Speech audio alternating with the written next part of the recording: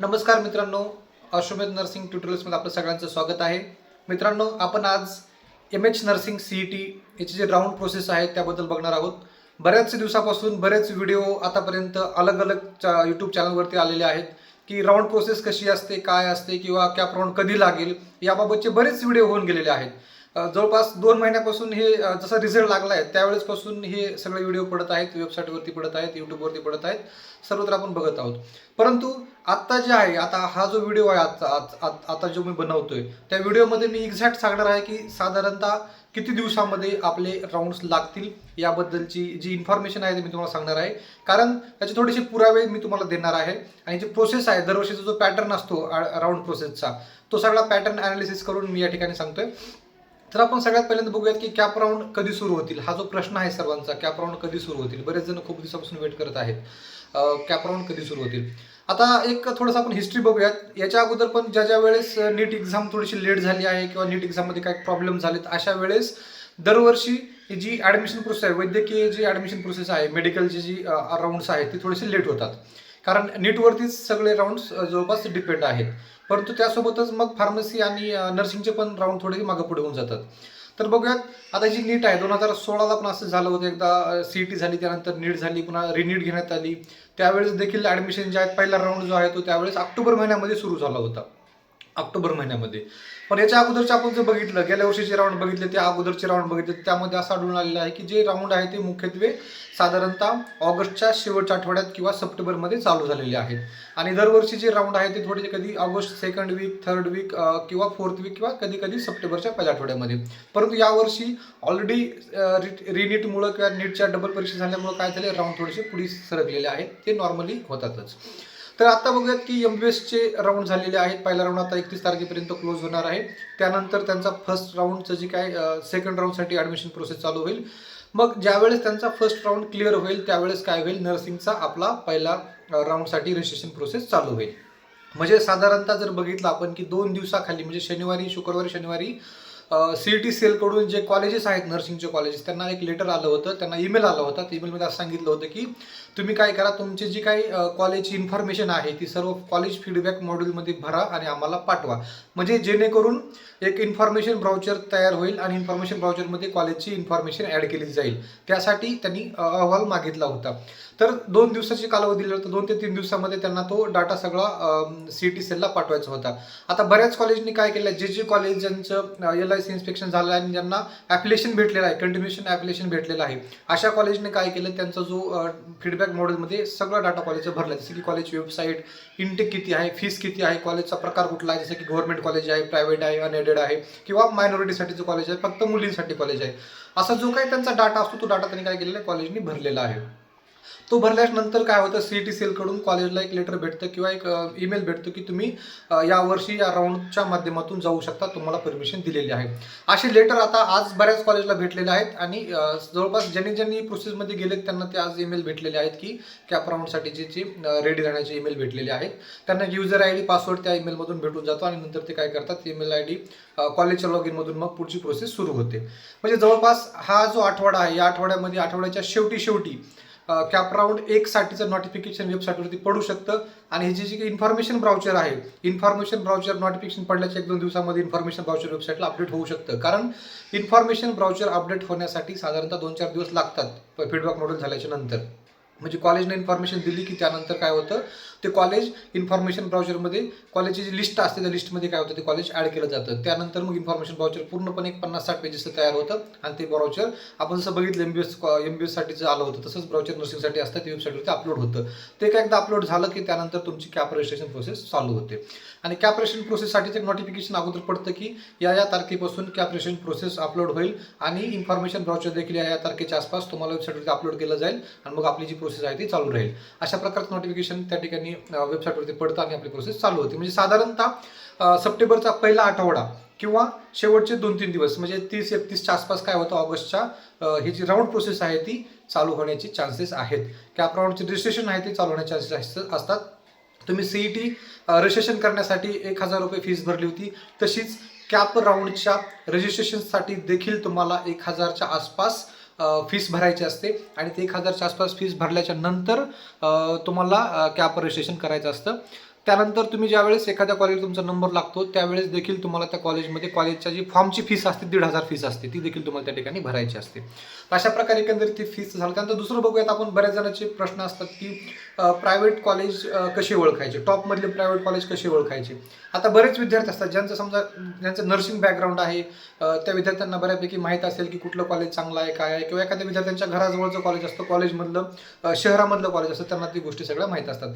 परंतु जे विद्यार्थ्यांनी कुठलंही नर्सिंगचं बॅकग्राऊंड नाही आहे अशा विद्यार्थ्यांना याच्याबद्दल, किंवा त्यांच्या फॅमिलीमध्ये कोण नर्सिंग झालेलं नाही आहे अशा विद्यार्थ्यांना काय होतं, कॉलेज शोधण्यामध्ये थोडासा प्रॉब्लेम येतो, अडथळा येतो. आणि कॉलेज काय करतात, मग तुम्ही एखाद्या कॉलेजला विचारायला गेलात तर ते कॉलेजला काय करणार, त्यांचंच कॉलेज चांगलं आहे कुठून सांगणार की आमचं कॉलेज खूप चांगलं आहे, तुम्ही इथंच रजिस्ट्रेशन करून टाका, डॉक्युमेंट्सवर तुमचे घेतले जातील, तुमच्याकडून त्या ठिकाणी इथलाच फॉर्म भरा कॉलेज असं सांगितलं जाईल. परंतु हे फेक असतं, फसवण्याचं काम असतं बऱ्याच वेळेस. त्यामुळं आता साधारणतः जर तुम्ही एखाद्या कॉलेजला व्हिजिट देण्यासाठी गेला तर तुम्हाला त्या कॉलेजचं इन्फ्रास्ट्रक्चर बघायचं असतं, कोणकोणत्या गोष्टी तुम्ही बघणं गरजेचं आहे तुम्हाला मी सांगतो. ज्यावेळेस तुम्ही एखादं प्रायव्हेट कॉलेज बघण्यासाठी जाता त्यावेळेस तुम्हाला त्या ठिकाणी कॉलेजचं इन्फ्रास्ट्रक्चर बघायला लागतं. म्हणजे त्या कॉलेजमध्ये पूर्णपणे बसण्याची व्यवस्था कशी आहे, बेंच व्यवस्थित आहेत का, LED TV वगैरे आहेत का, टीचिंगचं जे मॅनेजमेंट आहे ते कसं आहे, स्टाफ कशा आहे. तुम्ही ज्यावेळेस एखाद्या कॉलेजला व्हिजिट देताय त्यावेळेस तुम्हाला एक ऑब्झर्वेशन तुमचं होऊन जाते की त्या कॉलेजमध्ये टीचर कसे आहेत, सिनियर आहेत का की जस्ट ज्युनियर टीचर आहेत. एकंदरीत त्या कॉलेजचे जे जुने विद्यार्थी आहेत, फर्स्ट इयर सेकंड इयरचे थर्ड इयरचे जे काही जुने विद्यार्थी असतात किंवा सिनियर विद्यार्थी असतात ते कसे असतात, त्यांचं युनिफॉर्म कसा आहे, ते कसे स्टँडर्ड राहत आहेत, सगळ्या गोष्टी काय करायच्या, ऑब्झर्व करायच्या. म्हणजे त्यावरून तुम्हाला कळतं की ते कॉलेज कसं आहे. जर कॉलेजचे सगळे विद्यार्थी स्टँडर्ड असतील, व्यवस्थितरित्या त्यांचं मॅनेजमेंट असेल, शिस्तप्रिय असेल सगळं कॉलेज, तर समजायचं कॉलेज कसं थोडंसं चांगलं आहे. परंतु बऱ्याच वेळेस काय असतं की तुम्ही छोट्या मोठ्या कॉलेजमध्ये गेला त्या ठिकाणी शिस्त नसते, विद्यार्थी कसे इकडे तिकडे फिरत असतात, टीचर लोकांशी कसे बोलत असतात, फ्रेंडसारखं वागत असतात, त्यावेळेस समजायचं कॉलेज काय व्यवस्थित नाही, सगळं असंच मनानं चाललेलं आहे. ठीक आहे. त्यानंतर दुसरी गोष्ट असते की तुम्ही इन्फ्रास्ट्रक्चर बघितल्यानंतर तुम्ही कॉलेजला जाऊन जस्ट त्या VIP ऑफिसमध्ये जाऊन बसायचं नाही, ज्या ठिकाणी AC लावलेली असते. तुम्ही काय करायचं, त्यांना म्हणायचं आम्हाला तुमचं कॉलेज दाखवा. तर त्यांना कॉलेज दाखवण्यासाठी त्यांना ते जाणंच असतं, ते कॉलेज दाखवण्यासाठी ते एखादा MPW किंवा एखादी हॉस्पिटलचे मावशी असतात त्यांना घेऊन काय करतात, ते कॉलेजचे तुम्हाला कॉलेज दाखवायला जातात. त्यावेळेस तुम्ही त्यांची FN लॅब बघायची, जे आर्टिकल्स वगैरे कॉलेजमध्ये कशा आहेत काय आहेत बघायचे. त्यावेळेस तुम्हाला समजतं की नेमकं कसं आहे. जर समजा धूळ पडली असेल सगळ्या आर्टिकलवरती, असं समजायचं जे कॉलेजचे जे आर्टिकल्स आहेत, जे काही लायब्ररी आहे, जे इन्स्ट्रुमेंट आहेत ते काय फक्त दाखवण्यासाठी आहेत. आणि ते जर समजा स्वच्छ असतील, क्लीन असतील किंवा व्यवस्थित हँडल केले असतील तर तुम्हाला समजायचं की ते किंवा पुस्तकं वगैरे समजा जुने असतील, वापरलेले असतील, समजायचं की हे कॉलेज रेग्युलर यूजमध्ये आहे. अशा प्रकारे काही छोटे मोठे क्ल्यू असतात ते तुम्ही ऑब्झर्वेशन करून त्या ठिकाणी बघायचे आहेत. सोबतच प्रायव्हेट कॉलेजमध्ये बऱ्याच वेळेस काय केलं जातं, फोर्स केला जातो की तुम्ही या ठिकाणी ॲडमिशन घ्या, आमचं कॉलेज खूप चांगलं आहे, आमचं असं असं प्रायव्हेट हॉस्पिटल आहे, तसं हॉस्पिटल आहे. ठीक आहे, मग प्रायव्हेट हॉस्पिटल दाखवा म्हणायचं. प्रायव्हेट हॉस्पिटलला जायचं, तुम्ही त्या ठिकाणी बघायचं की त्या हॉस्पिटलमध्ये किती पेशंट आहेत, हॉस्पिटल कसं आहे, इन्फ्रास्ट्रक्चर कसं आहे, हॉस्पिटल मोठं आहे का, कोणकोणते वार्ड आहेत, कोणकोणते डिपार्टमेंट आहेत, या सगळ्या गोष्टीची इन्फॉर्मेशन तुम्ही काढायची आहे.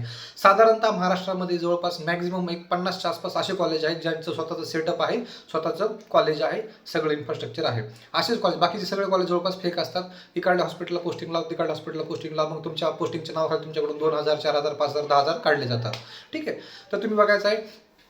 आणि दुसरी गोष्ट म्हणजे ज्या कॉलेजला स्वतःचं हॉस्पिटल आहे ते बघायचं. सोबतच जर समजा कॅम्पस बघायचा, कॅम्पसमध्ये कोणकोणती कॉलेज आहेत बाकीचे ते पण बघायचे. बऱ्याच वेळेस काय असतं, समजा एखादं कॉलेज आहे ज्याला MBBS कॉलेज अटॅच आहे, ठीक आहे, एखादं हॉस्पिटल आहे, सोबतच MBBS कॉलेज आहे, फिजिओथेरपीचं कॉलेज आहे, फार्मसीचं कॉलेज आहे, ठीक आहे, BMSचं कॉलेज आहे किंवा दुसऱ्या एखाद्या BHMSचं कॉलेज आहे.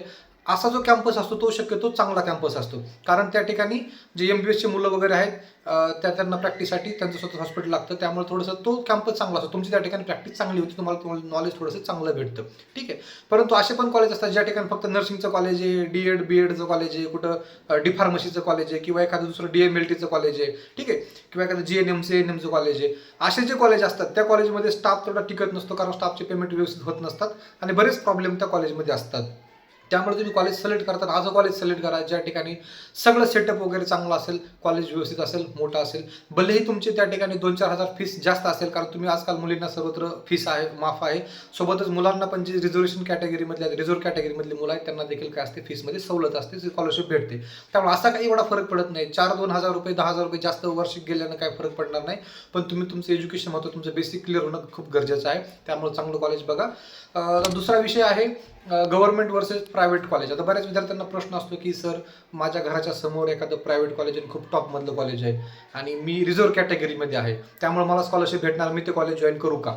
आणि माझे मार्क्स पण चांगले आहेत, 90-95% पुढे स्कोअर आहे आणि मला गव्हर्नमेंट कॉलेज देखील भेटू शकतो, तर मी कुठलं कॉलेज जॉईन करू? बऱ्याच विद्यार्थ्यांना प्रश्न असतो की कुठलं कॉलेज जॉईन करू याच्यामध्ये.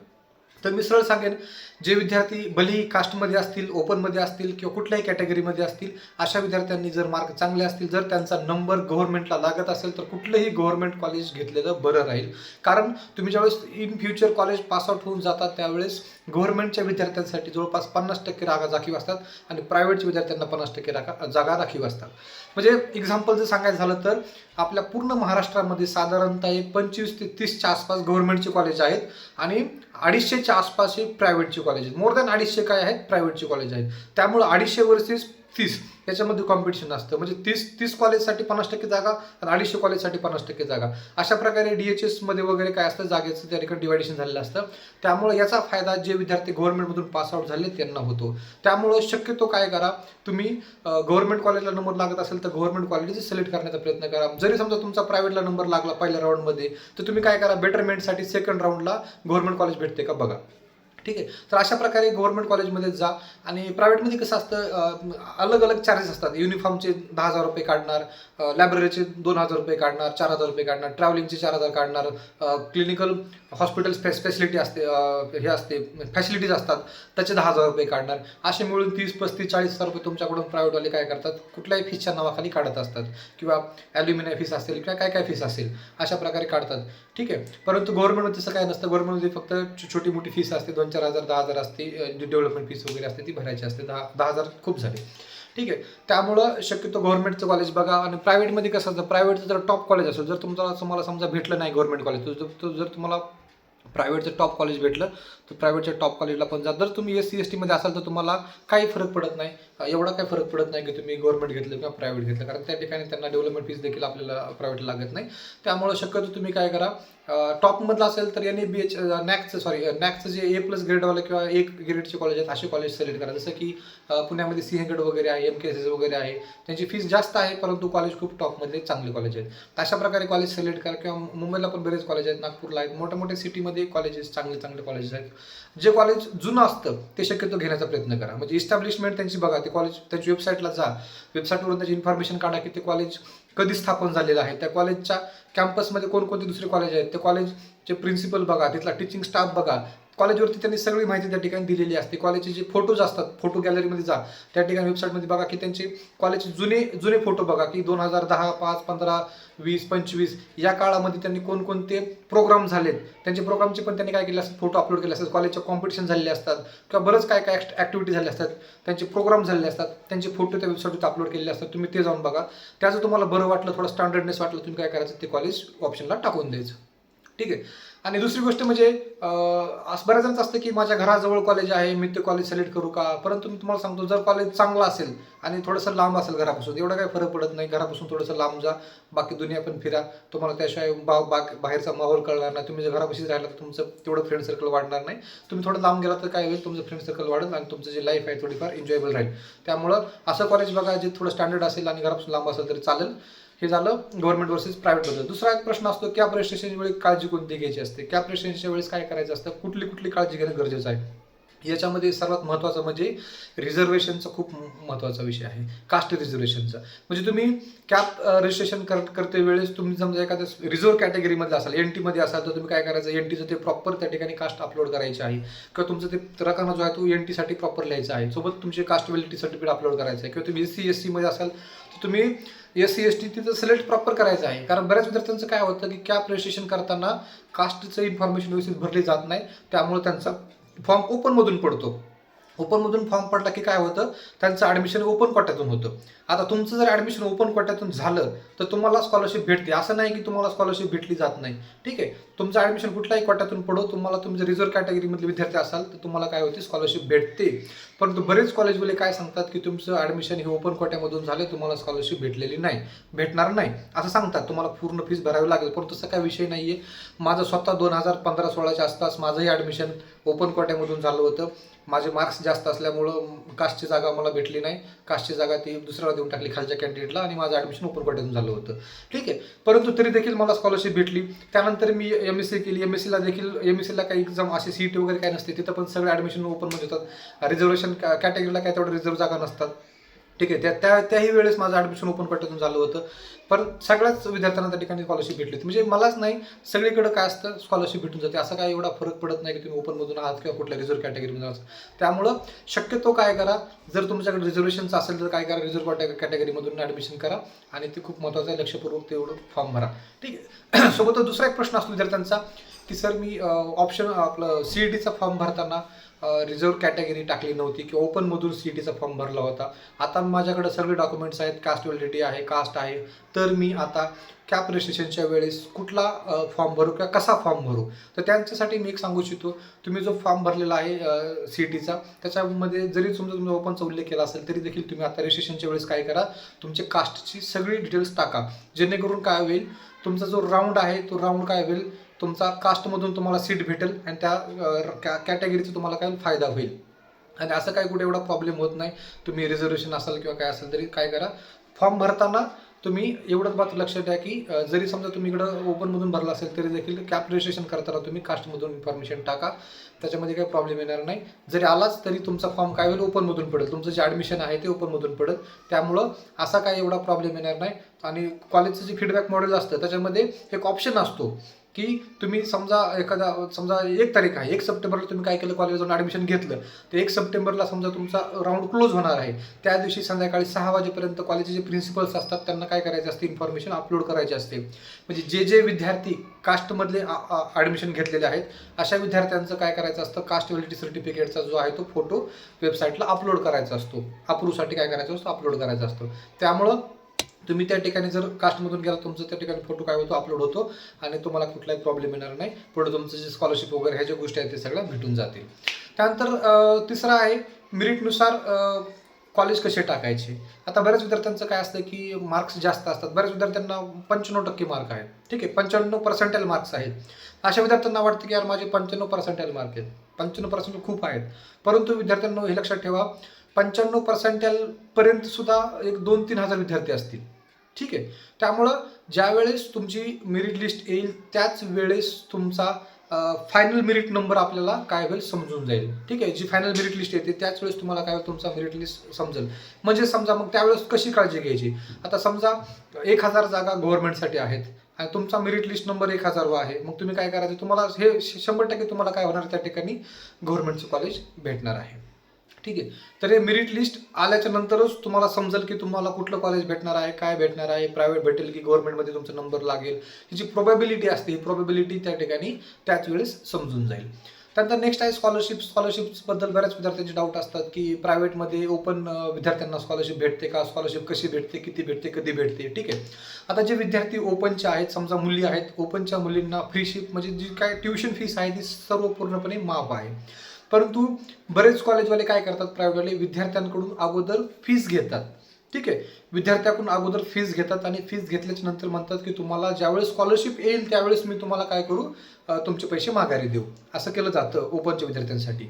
त्यामुळं त्यावेळेस त्यांना सरळ गव्हर्नमेंटचा GR दाखवायला सांगा किंवा ठीक आहे आम्हाला फ्री माफ आहे, आम्ही कशाला स्कॉलरशिप भरायची. किंवा जे स्टँडर्ड कॉलेज आहेत, NABH नॅकचे कॉलेज आहेत, NAC A+ वाले, ठीक आहे, अशा कॉलेजमध्ये ओपन मुलींकडून फीसच शक्यतो घेत नाही. हे पण बघा, त्यामुळे स्टँडर्ड कॉलेज सिलेक्ट करा शक्यतो. तर आहे. त्यासोबतच बऱ्याच विद्यार्थ्यांना काय होतं की प्रश्न असतो की ओपनच्या विद्यार्थ्यांना कुठली स्कॉलरशिप आणखी एक्स्ट्रा भेटते. तर TNAची स्कॉलरशिप, SNAची स्कॉलरशिप असते 25,000 पर्यंत असते. त्यानंतर मायनॉरिटीची स्कॉलरशिप असते 25,000 पर्यंत असते. सोबतच बाकी दुसऱ्या टाटा ट्रस्टच्या स्कॉलरशिप आहेत, रिलायन्स फाउंडेशनच्या स्कॉलरशिप आहेत. अशा अलग अलग स्कॉलरशिप प्रायव्हेट कॉलेजला भेटत असतात. तर त्या देखील भेटू शकतात, परंतु त्याची खात्री नसते. ते एक मेरिट लागतं, मेरिट नंतर तुमचं सिलेक्शन होतं आणि त्यानंतर लीला पुनावाला वगैरे आहे. ठीक आहे, तर मेरिट लागतं, त्यानंतर तुमचं काय होतं, मेरिट कम बेस त्या ठिकाणी तुम्हाला स्कॉलरशिप भेटत असते. त्यामुळे त्यावरती जास्त विश्वास ठेवू नका. तर माझं एक ओव्हरऑल एवढंच सांगणं आहे की जर समजा तुमचा नंबर गव्हर्नमेंटला लागत असेल तर तुम्ही गव्हर्नमेंट कॉलेजेस सिलेक्ट करा. भलेही ते कॉलेज लांब असेल जवळ असेल, शक्यतो गव्हर्नमेंट करा. गव्हर्नमेंट शेवटी गव्हर्नमेंट असतं. आणि जर समजा तुम्ही गव्हर्नमेंटला लागत नसेल, थोड्याफार मार्कावरून चाललाय, तर तुम्ही काय करा, कॅपराऊंड 1, 2, 3 साठी काय करा, बेटरमेंट करत राहा आणि वाट बघत राहा. कॅपराऊंड 2 झाल्याच्या नंतर तुम्हाला थर्ड राऊंडसाठी जर समजा जायचं असेल तर शक्यतो गव्हर्नमेंटची वाट बघत बसू नका. टॉपमधले कॉलेज टाकून द्या, तुमचा टॉपमध्ये नंबर लागून जाईल. ठीक आहे. आता बाकीचे जे काही ओव्हरऑल कॅप राऊंडमध्ये ऑप्शन कसे भरायचे, काय भरायचे, कोणती काळजी घ्यायची, काय घ्यायची, याच्याबद्दलचा एक व्हिडिओ मी काय करेल तुम्हाला त्यावेळी अपलोड करेल. कॅप राऊंड 1च्या वेळेस 1 बद्दलचा व्हिडिओ टाकेल, 2च्या वेळेस 2 बद्दलचा टाकेल आणि त्यावेळेस सीट मॅट्रिक्स वगैरे जी तयार होणार आहे त्याबद्दलचा एक व्हिडिओ अपलोड करेल. त्यावेळेस तुम्ही व्हिडिओ आपण त्यावेळेस सगळं डिटेल्स तुम्हाला मी सांगेल. तर तुम्ही चॅनलला नवीन असाल तर प्लीज चॅनल लाईक करा, शेअर करा, सबस्क्राईब करा. जर तुमचे काही डाऊट्स असतील तर कुठल्याही व्हिडिओमध्ये तुम्ही काय करायची, खाली कमेंट करायची. मी कमेंटचा रिप्लाय 100% दिला जाईल आणि तुमचं समाधानकारक त्या ठिकाणी रिप्लाय दिला जाईल आणि तुमचे डाऊट क्लिअर केले जातील. धन्यवाद.